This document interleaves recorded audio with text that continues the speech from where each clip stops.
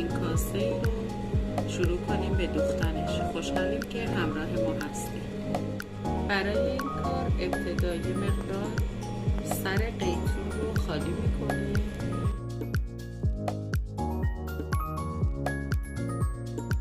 و اضافه مغز رو بیرون. این قسمت رو صاف.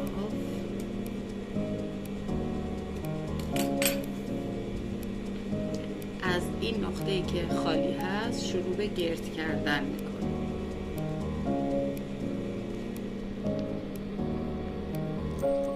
زیر چرخ میبریم و شروع به دوخت ساده میکنیم. محکم کنیم.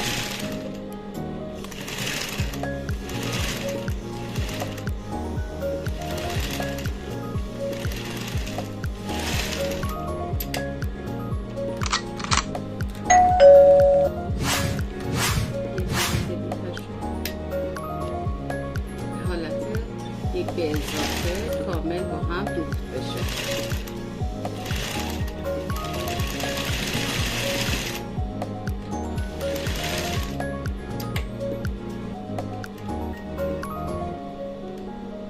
حالا از این نقطه شروع به زیگزاگ زدن میکنیم. درجه چرخ رو روی 7 تا 8 زن تنظیم میکنیم.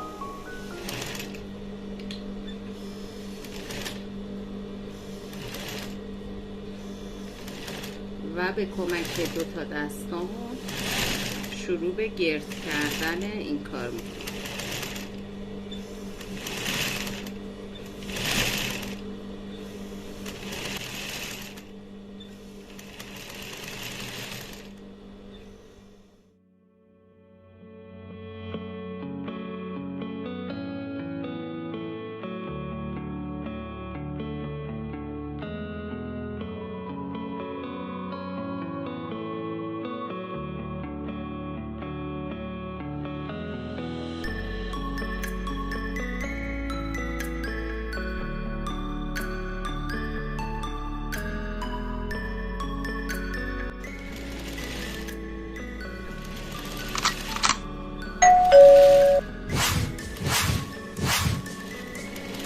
دقت میکنیم که زیگزاگ 2 تا قیتون رو قشنگ به هم متصل کنه.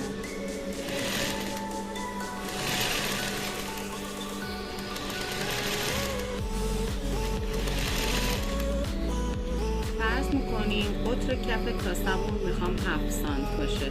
با متر اندازه میگیریم و با یک سنجاق علامت گذاری میکنیم نقطه که 7 سانت کامل شده. برای اینکه حالت کاسه پیدا کنه ما دستمون رو میبریم زیر کار و یک زاویه 45 درجه بهش میدیم و شروع به دوخت میکنیم.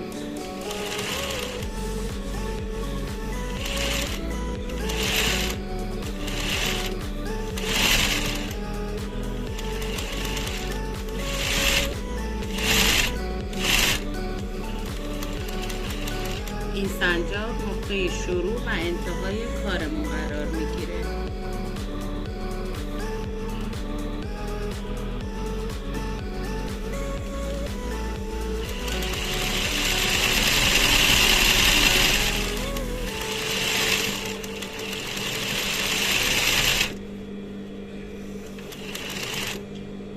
یه مقدار زاویه دست رو بالاتر میبریم که دیواره کاسمون شکل بگیره.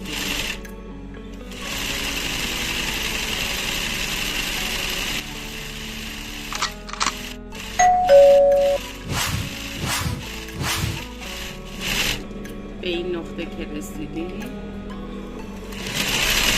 محکم کاری میکنیم. کار رو از زیر چرخ خارج میکنیم.